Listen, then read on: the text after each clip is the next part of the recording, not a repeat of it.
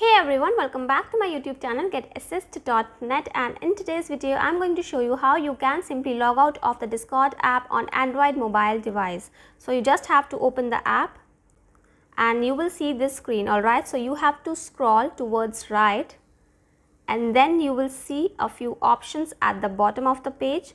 You have to tap this light blue color icon given at the bottom right corner of the screen. So press that, and here you will be directed to user settings of your account, and at the top right corner you will see one arrow option that you have to press, and now here you will get the option to log out of your Discord account. So you simply have to press log out. So as you can see, you have been logged out of your Discord account on your mobile device.